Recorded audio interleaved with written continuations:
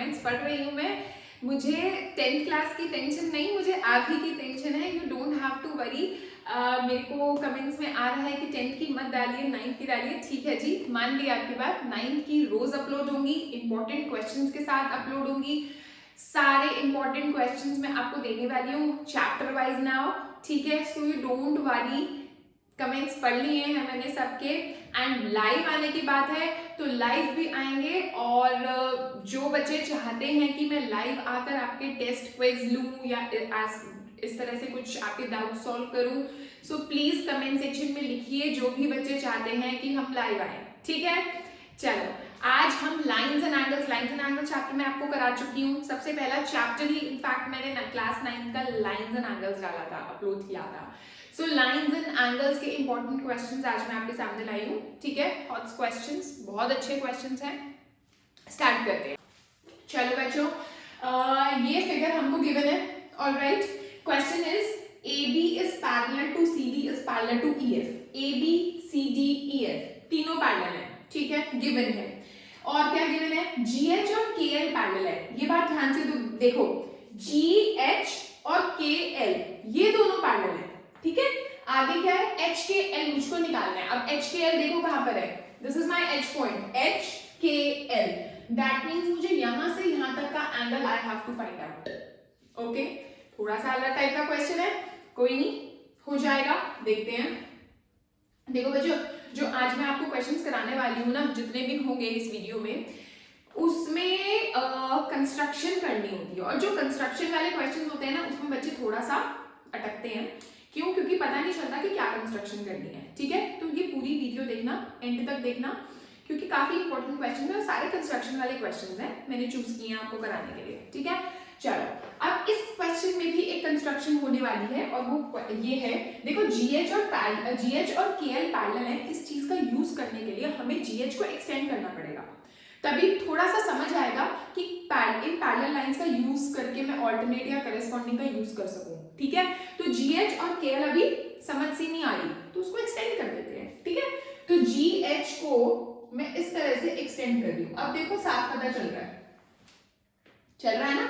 अब GH और KL समझ आ रही है, पैरेलल है ना। तो अगर जरूरत पड़ी तो मैं KL को भी ऐसे एक्सटेंड कर दूंगी, बट आई थिंक इससे काम हो जाएगा। तो देखते हैं, मैं कंस्ट्रक्शन में लिख देती हूँ कि वी हैव प्रोड्यूस्ड GH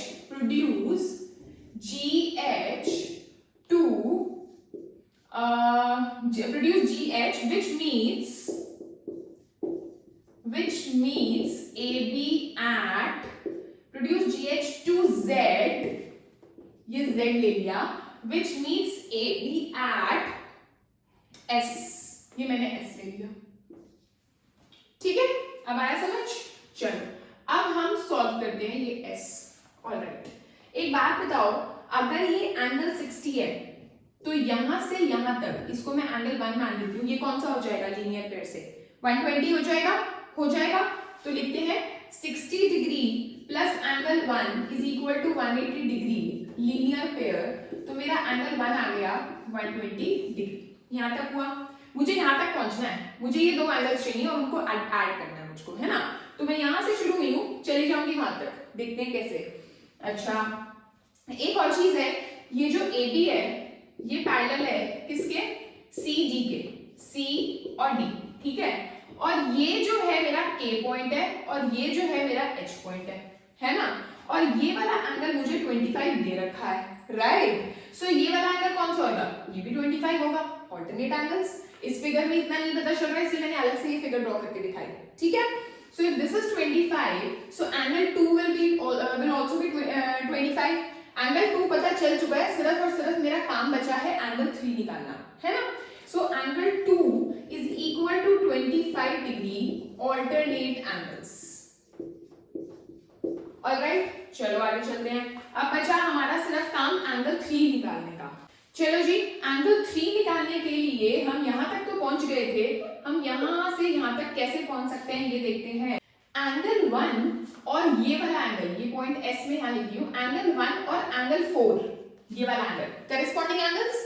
क्यों? क्योंकि CD और AB आपस में पैरेलल है, तो एंगल 1 और एंगल 4 क्या हो गए? Corresponding angles. ठीक है, तो मैं लिख सकती हूँ कि angle 1 is equal to angle 4 corresponding angles. So angle 4 will also be equal to angle 1 which is 120 degree. ठीक है, अब देखो ZS is parallel to L के, क्यों? क्योंकि भाई ये पूरी लाइन पैरेलल है ना हमारी, है ना? जब ये ZS, ये Z है, ये S है, ये L है, ये K है और ये मेरा ट्रांसवर्सल हो गया SK और ये मेरा आ गया 120 डिग्री जो कि एंगल 4 है, ये मेरा एंगल 4 है ना जो कि मैंने 120 डिग्री प्रूव कर दिया है, ठीक है? तो अगर मेरा ये 120 डिग्री है तो ये भी 120 होगा which is angle 3, क्यों? Again corresponding angles, ठीक है? तो angle 4 is equal to angle 3, again corresponding angles. So angle 3 will also be equal to 120 degree. ठीक है, बचा क्या? कुछ भी नहीं, हमें HKL चाहिए था, तो angle HKL will be equal to angle 2 plus angle 3 और एंगल 2 मेरे पास क्या है? एंगल 2 है मेरे पास 25 डिग्री और एंगल 3 में निकाल चुकी हूँ which is 120 डिग्री. So मेरा आ गया 145 degree will be my answer. Okay, अच्छा क्वेश्चन था, है ना? चल आगे चलते हैं. So next question is L1 is parallel to L2. बच्चे सोच रहे होंगे फिगर्स कितनी भयानक सी हैं, बट फिगर्स ही भयानक लगती हैं, सॉल्विंग बहुत इजी होती है. ध्यान से देखा करो कौन सी पैरेलल लाइंस है, कौन सा ट्रांसवर्सल है, बस पूरा का पूरा chapter lines and angles is all based upon parallel lines and transversal. अगर इसका खेल समझ आ गया तो पूरा चैप्टर समझ आ गया, है ना? तो फिगर भयानक दिख रही है, क्वेश्चन बहुत इजी है, 2 मिनट में सॉल्व होगा. देखो L1 पैरेलल टू L2 है, ये वाली लाइन पैरेलल टू L2 है, ठीक है? L3 पैरेलल टू L4 है, ये वाली लाइन पैरेलल टू ये वाली लाइन है. y in terms of x निकालना है, मतलब ऑब्वियसली हमारा आंसर किसी नंबर में, तो न्यूमेरिकल फॉर्म में नहीं, नंबर फॉर्म में नहीं आ सकता क्योंकि यहाँ पर किसी भी एंगल का मेजरमेंट नहीं दे रखा हमको. लेकिन उन्होंने कहा कि तुम y निकालो, x के टर्म्स में निकालो, answer will be in terms of x की फॉर्म में आंसर आएगा, ठीक है? तो अब हमें कैसे करना है देखते हैं. चलो हमें यूज क्या करना है, L1 L2 parallel, L3 L4 parallel, है ना? L1 और L2 पैरेलल, L3 और L4 पैरेलल. अगर L3 पैरेलल टू L4 है, ये देखो ये मेरी L3 है, ये मेरी L4 है, ये दोनों पैरेलल है, पैरेलल लग नहीं रही है तो हम इसको ऐसे करते हैं. अगर L3 पैरेलल टू L4 है और ये मेरा एक ट्रांसवर्सल है, ठीक है, which is L1, ओके, और ये मेरा एंगल है x, तो क्या ये वाला एंगल भी x नहीं होगा? ऑल्टरनेट एंगल से होगा ना, ये वाला एंगल इज इक्वल टू ये वाला एंगल, तो मैं इसको x मान लेती हूँ, तो मैं लिख सकती हूँ because L3 is parallel to L4, so therefore angle x is equal to angle 1, मतलब angle 1 is equals to angle x लिख लो, angle 1 is equals to x degree, angle 1 is equals to x degree by alternate angles, ठीक है? अच्छा, एक और चीज है कि ये पूरा तो y plus y which is 2y है, 2y यहां से यहां तक कितना है 2y, ठीक है? तो वर्टिकली ऑपोजिट एंगल्स के हिसाब से ये वाला भी 2y हो गया, वर्टिकली ऑपोजिट के लिए तो पैरेलल लाइंस भी नहीं देखनी, है ना? सो ये 2y हो गया. तो अब जो हमारा L1 पैरेलल टू L2 है, ये वाली लाइन पैरेलल टू ये है, ये L1 है, ये L2 है और मेरा L4 ट्रांसवर्सल है, ये मेरा 2y आ गया, ये मेरा 1 आ गया, यानी x, ये मैं क्या निकाल चुकी हूँ x. तो इसका मतलब x और 2y क्या है? Cointerior angles, right?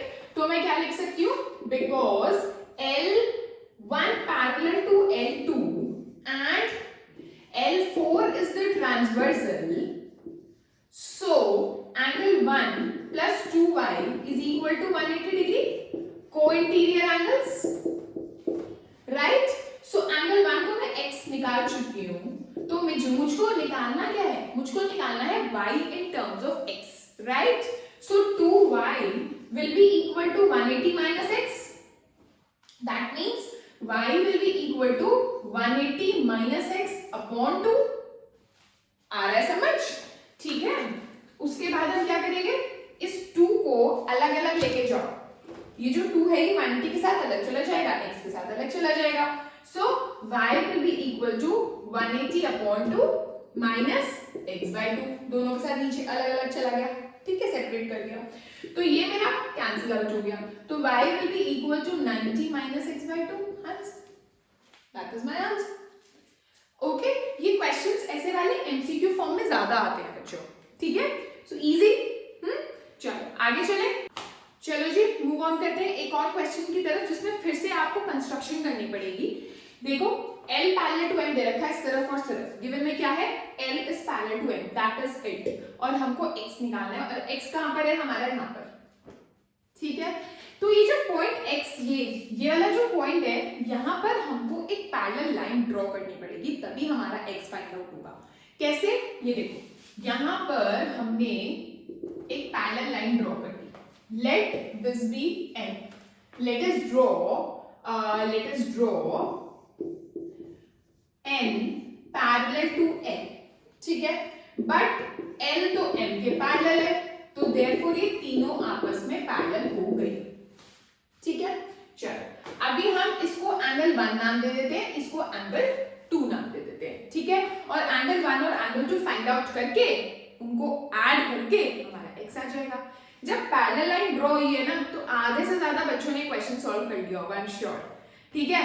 देखो कैसे, ये मेरा L है, राइट, ये मेरा N हो गया और ये मेरा M है, यही है, ठीक है।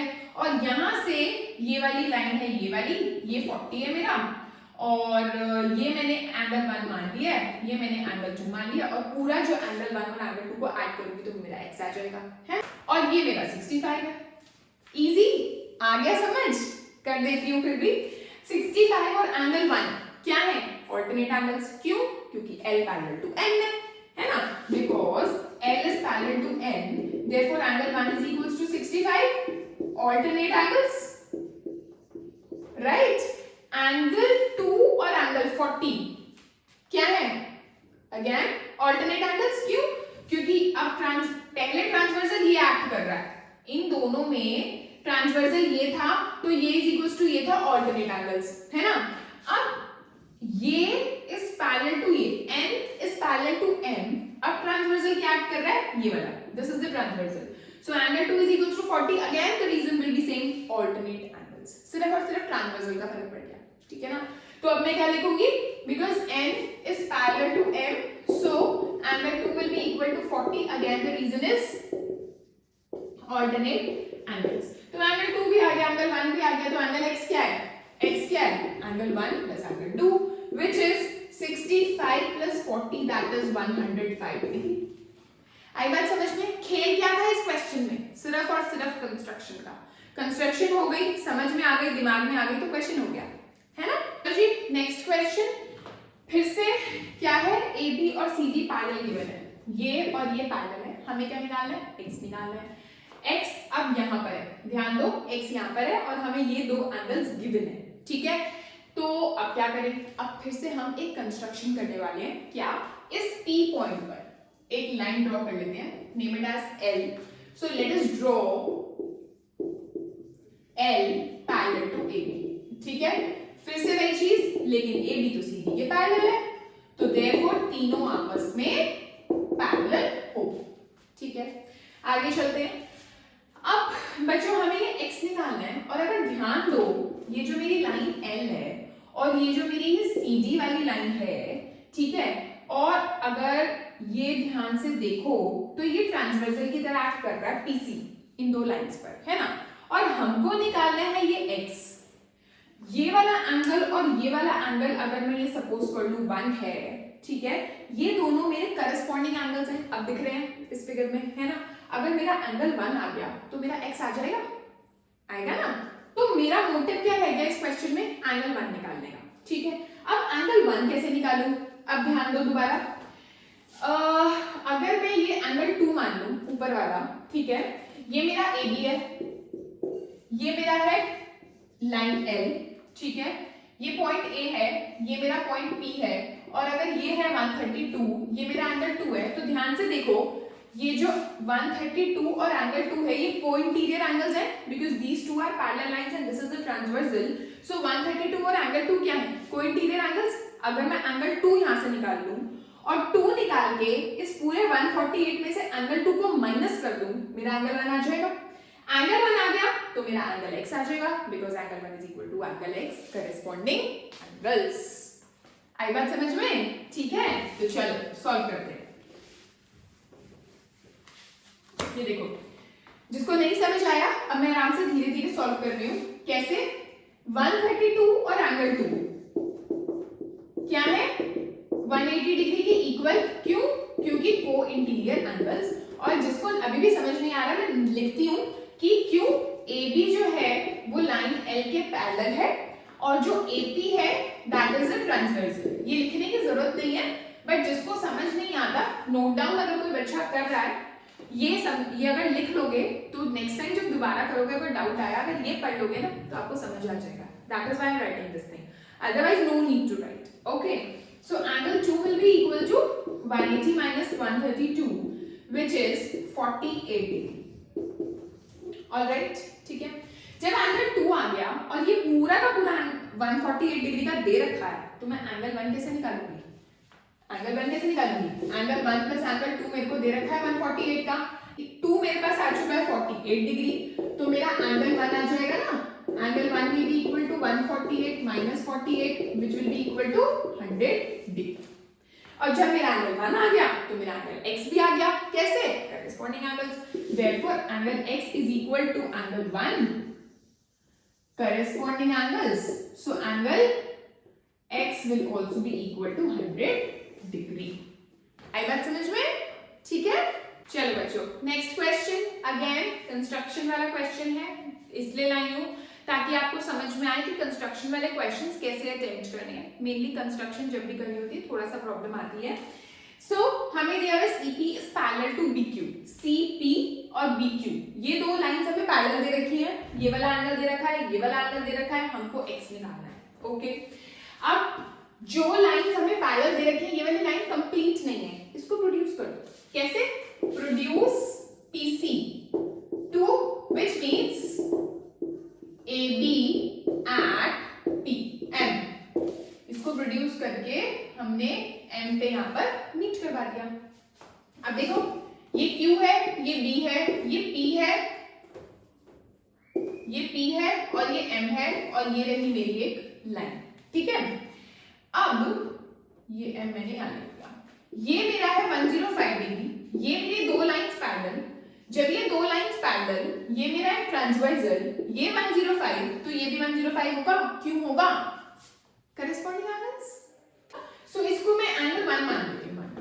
तो angle 1 is equal to 105 degree by corresponding angles. ठीक है, अब अगर मैं ट्रायंगल CMA कंसीडर करूं, ट्रायंगल CMA, एंगल 1 25 डिग्री और angle 2 is equal to 180 degree. ठीक है, और एंगल 1 क्या है? 105, ये क्या है? 25, एंगल 2 मेरे को नहीं पता, तो एंगल 2 आ जाए। Angle 2 will be equal to 180 minus 130 degree. ठीक है, और ये मेरा आ गया 50 डिग्री। तो एंगल 2 मेरा क्या आ गया? 50 डिग्री। जब मेरा एंगल 2 50 डिग्री है तो एंगल x और एंगल 2 मेरा मिलके 180 डिग्री बना रहे हैं, लीनियर पेयर। ठीक है, तो एंगल x क्या हो जाएगा मेरा? 180 माइनस 50 विच इज 130 डिग्री। और एक और बात बताऊंगी कि जरूरी नहीं था कि आप पहले एंगल 2 निकालते। क्यों? क्योंकि हमें एक्सटीरियर एंगल थ्योरम पता है। एक्सटीरियर एंगल जो होता है वो sum of two interior opposite angles के इक्वल होता है। तो जब मेरा एंगल 1 आ गया था तो मैं डायरेक्टली लिख सकती थी कि angle x is equal to angle 1 plus 25। ऐसे angle x is equal to angle 1 plus 25 degree. क्यों? क्योंकि ये देखो, ये मेरा एक ट्रायंगल जिसमें मुझे ये 25 पता है, मेरे को ये वाला एंगल पता है विच इज एंगल 1 जो कि मैं निकाल चुकी हूँ। ये रहा एंगल 1 का निकाला मैंने 105 डिग्री। ठीक है, और इसको प्रोड्यूस करके ये x है, तो exterior angle is equal to sum of two interior opposite angles. तो एंगल x को मैं डायरेक्टली लिख सकती थी कि this plus this which is 130 degree. But जिसको नहीं एकदम से स्ट्राइक करता माइंड में, तो वो ऐसे भी कर सकता है कि पहले एंगल 2 निकाला, फिर एंगल 2 प्लस एंगल x को 180 डिग्री के इक्वल कर, है ना। So these were few important questions of lines and angles, जो कि सारे ही questions इसी टाइप के थे, कंस्ट्रक्शन वाले एंड फाइंड x, जिसमें फाइंडिंग वाले क्वेश्चन थे, है ना। आपको इसी टाइप के और क्वेश्चंस चाहिए related to all the chapters, So kindly let me know in comment section. I'll give you important questions chapter wise. ठीक है? Thank you so much. Okay, bye.